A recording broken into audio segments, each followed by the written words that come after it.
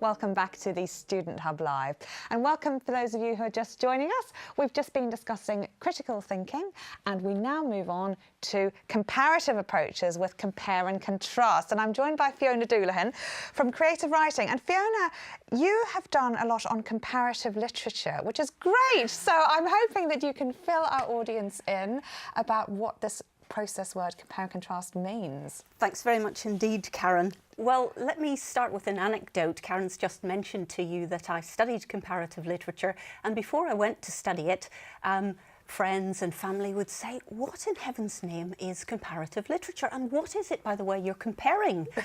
Is it the length of the books? Is it the cover design?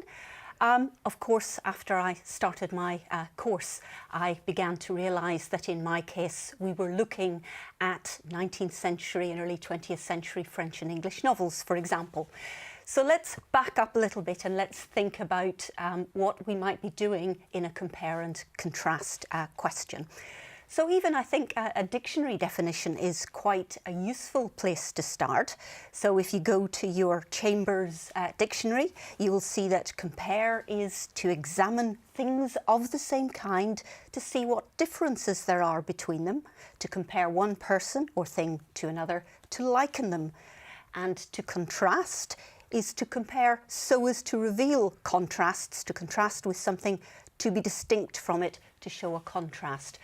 So we're looking here at things roughly of the same kind, and in the contrast we're pulling out or highlighting differences. I've brought along some visuals. You probably all know the expression idiomatic expression. It's like comparing apples and oranges, meaning these are things that you shouldn't compare. So we might have a look at two apples and we might think about one as being rather tart and another one as being rather sweet. So we might be comparing them relative to the taste that they give off or how we find them when we bite into them. So that's to give us a kind of sense of what we might be dealing with here. So maybe the basis of comparison is to think about things that are roughly in the same category or class, rather than things that are profoundly different. Maybe an elephant and a snake, we might not think of those as being in the same category. Absolutely. I wonder how everyone at home is dealing with this lack of non-biscuit related food type and things. How do people feel about comparing and contrasting at home each day? Well, Davin's just said actually he's just written his first compare and contrast essay, and he's a bit worried about this session as he doesn't want to find out that he's been doing it all wrong. But I'm sure Davin is an experienced student, he knows what he's doing, and I'm sure he's going to be successful with it. But we're also talking about our comparing and contrasting what our animals do while we study as well. So a lot of us have dogs that brings us slobbery balls while we're trying to study, or cats that sit on our keyboards. But we're finding as well, compare and contrast, we're finding it more in level 1 as well. So a lot of people have got their first compare and contrast essays coming up. So a lot of people are just saying they're looking forward to this session, and then they can start writing straight away. Yeah, because Fiona, 73% of people at home have done a compare and contrast essay before, Brilliant. Which is great. Yes. To have done. Yes. I mean, you're mentioning that a lot of people are doing compare and contrast exercises already at level 1. I think that's marvellous. I'm more aware of compare and contrast at levels 2 and 3. And I've brought along some examples which we can perhaps think about. So those students who are at level 1 shouldn't get overly worried about the examples at level 3, because you've got a ways to go. So please don't worry about this. But it just so happened I was at a learning event last weekend in Cambridge, and this was for our level 3 module A335 Literature in Transition. And one of the things quite rightly that was on the minds of the students there was some preparation for the first TMA. And the TMA was asking them to do a couple of things. So the first part was for English, the usual close reading of an extract. And then the second part required the students to look at a couple of 19th century reviews of, in this case, the one we were looking at, Dickens's Bleak House. So they had to find a couple of reviews written at the time of Dickens's Bleak House, and they had to compare and contrast them. So with literature questions, and I know your listeners are studying across the university all sorts of different subject areas, but since I come from a kind of literature and creative writing background, I'll perhaps give those examples. So the students comparing, contrasting Dickens's Bleak House, or reviews of Dickens's Bleak House, would probably first read a number of reviews, because you couldn't be sure that the first couple you'd read would be contrasting reviews. So you'd read a number of them, take some notes, maybe think about whether the review in question is dealing with some of the formal aspects of the novel. So, for example, the construction of the plot, the creation of the characters, the kind of narrative voice, is it first person, third person, whatever. Or the reviews might be dealing with Dickens's relationship to the society at the time. So students might decide that they've got a couple of contrasting reviews that say, one says is a very positive account of Dickens's Bleak House in terms of its formal characteristics. This is a well-constructed novel. Dickens's genius is evident again in Bleak House. And another one might say, actually, this is incredulous. It's an incredible novel. It's not at all relatable. It's not socially adept. We don't know what's going on here. Working from serial to serial has meant that Dickens has kind of lost the plot. The characters aren't very well drawn.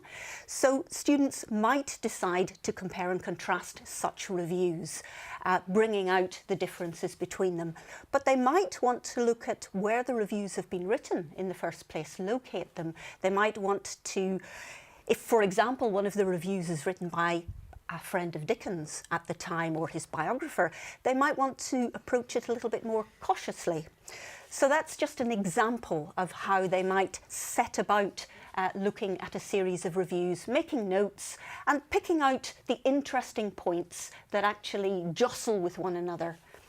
So, Fiona, one of the challenges I think about separating these sessions out into the different ones is that there's a little bit of overlap sometimes. And I'm just thinking about what you're saying and thinking about what Paul said earlier and wondering to what extent might there be some sort of evaluation involved in this compare and contrast? Is it a discrete thing, or are you using a little bit of probably both description and evaluation as you're working through a compare and contrast function? I think that's a very good point, Karen. Perhaps we can separate out the process of preparing the essay from the final product. So I was mentioning that perhaps students would want to begin by finding these reviews and then making some notes. And then perhaps selecting from the reviews the two that seem to them to work best in context, whatever that context might be. So perhaps they're dealing with the formal properties of the novel. Or perhaps they're dealing with social contexts or ethical issues connected with the novel. So maybe they'll compare the formal characteristics, or maybe they'll look at the, whether it's a realist novel, whether it's a fabulous novel, whatever it happens to be. Well, shall I tell you what they do? We asked how they plan their work, and the most popular was taking notes. So 58% said that they plan their work by taking notes. The next most popular was doing mind maps, followed by starting to write on the computer and then do it in their head. Nobody said that they don't plan their work, which is very good to hear. Excellent. So that's great.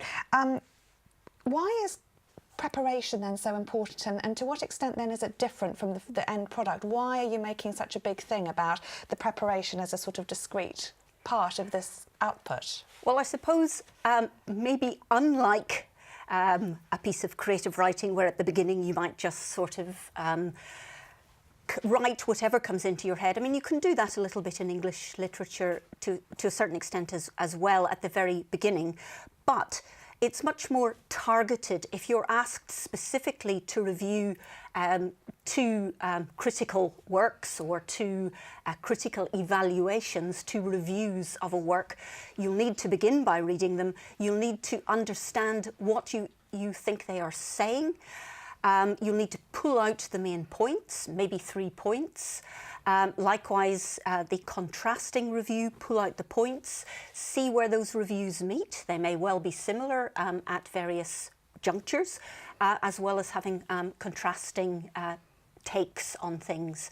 So you'll need to summarise what you have read, and then you'll need to absolutely evaluate what you have read.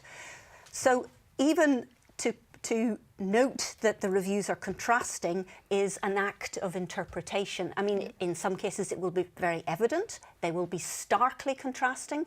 In other cases, you will have to have read them and carefully and have worked out that while a reviewer is acknowledging that Dickens's Bleak House is a useful addition to the Dickens canon, nevertheless, in this instance, he has created a character, Esther Summerson, who is a bit of a goody two-shoes, for example. So we can see that is, on the one hand, a compliment, and on the other hand, and at the same time, the reviewer is suggesting that perhaps this particular character is not as relatable, perhaps, as some of his other characters, let's say Oliver Twist. So what you're doing, Fiona, is you've started off with this whole broad idea of planning, and it seems like now you're getting into a lot more of the detail. And we asked our viewers at home which their favourite comparison method was, and by far in the lead was using tables and grids, with 41% of them saying that that was their favourite comparison method, followed closely by mind maps and then linear notes. Now, this detail then of sort of starting with the broad planning and then actually looking into detail to get these very minute but important differences is really critical, isn't it? Absolutely. And I realise, again, we're talking broadly across the university. So students will have different preferred methods, as you rightly point out.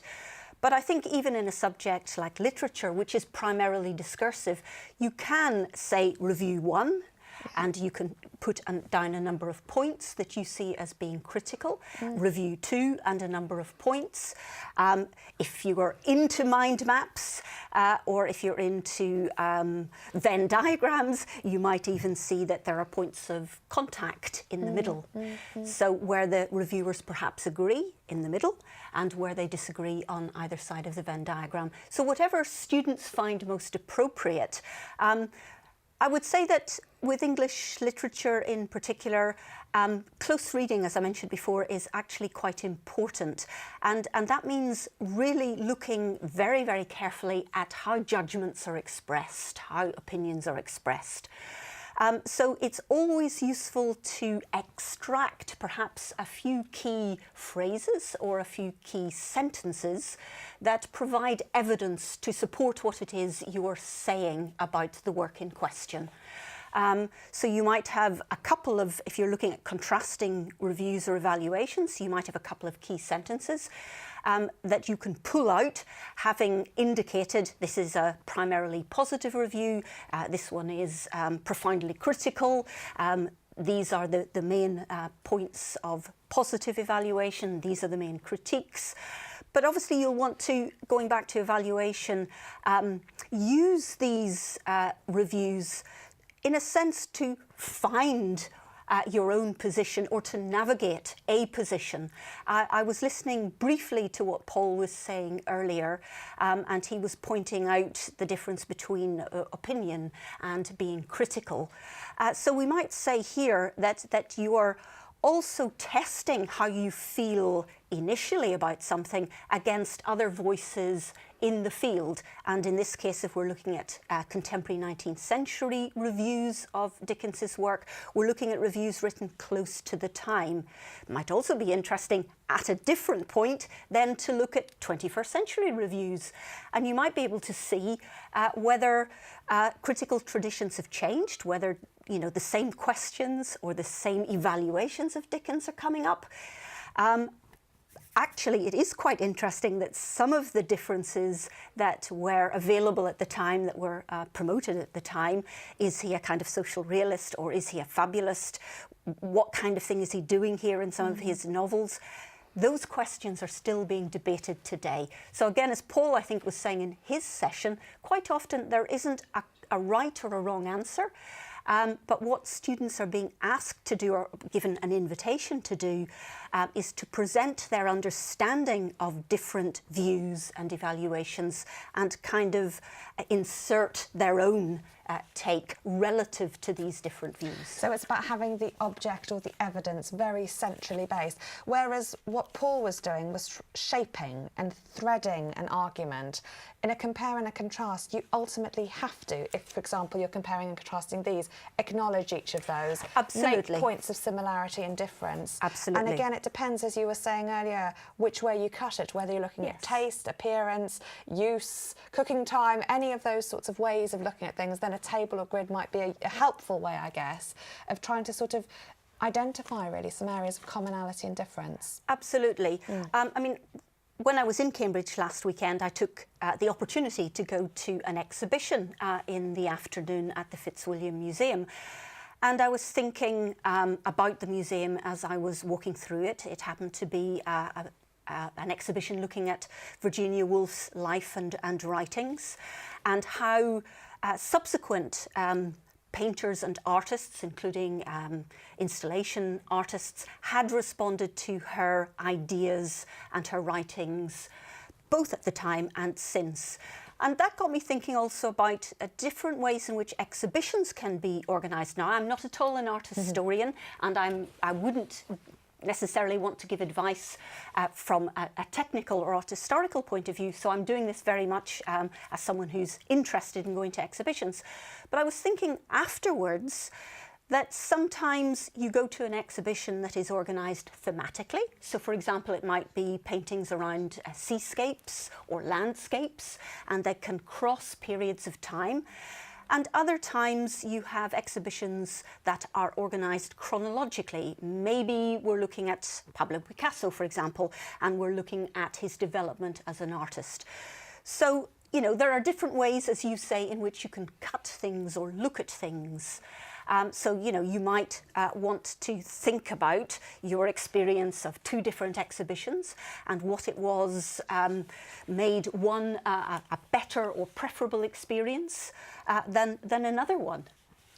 Brilliant. Fiona, thank you so much. That's been a really useful session. I could listen all day, but you've given us some amazing points here about the importance of really weighing things up, looking at the evidence, and also the idea that you can actually approach these things in very different ways, as you've said with the exhibitions, using the same evidence, but again, how you construct it in your essay or assignment so that you're able to effectively compare and contrast. And I guess it would be good to encourage students to be able to feel able to take those aspects and think about which order they can work best in, and therefore how they might be able to shape their argument. Absolutely. Brilliant. Thank you, Fiona. Thank you very much indeed, Karen. And Fiona's been on before doing many different things with us here at the Student Hub Live. We've got a YouTube channel where you can watch all of our catch-up available, and we've also been having workshops in Adobe Connect. Now, Fiona did our first writing retreat workshop over the summer where we were talking about writing for pleasure, and also you can watch those catch-ups also, which is on the Adobe Connect version of the Student Hub Live website. All of that you can find from the main homepage. Right, we're going to show you a short video, but before you do that, let's see how everybody is feeling at home right now. We're having a good discussion actually about some of the words that we use while we're writing. We find that however comes up quite a lot, and we're trying to find other words that we can use, or structuring our essay so it's a bit more interesting rather than saying however a lot. And Andreas just said that if we try and use different words or phrases, eventually we run out of limbs because we have on one hand and then on the other hand. So yeah, I quite like that one. But yeah, we've got a suggestion of using academic word lists as well. So it's kind of like a thesaurus to go through and see what other words and phrases might suit our essay. But I think it's always worth speaking to our tutors as well if we struggle or see something come up, as they always notice, and they've got fantastic suggestions how to structure and word things as well. it can be very effective to have things like moreover or furthermore and things like that. But equally, sometimes I think there's nothing better than just writing in your own words and saying it from the heart as you mean it. And so it can be good to have some of those techniques as well. But ultimately, if your line of argument isn't great, then some of those words aren't going to make it any better. Right, so everyone's hungry. Go and grab a biscuit or a piece of fruit even. We'll show you a short video now, and then we're going to be back for our next session, which is going to be, well, we're going to show you a video about editing first, and then we're going to start looking at conclusions. So a really challenging part of the essay. We're doing that with the same person who's going to talk about introductions, and I'm going to ask Isabella, who does a lot of the Adobe Connect sessions with me, to really try and identify why you should write the conclusion first and how it differs from the introduction. So if you struggle with either of those aspects, join me for the next session after this video break.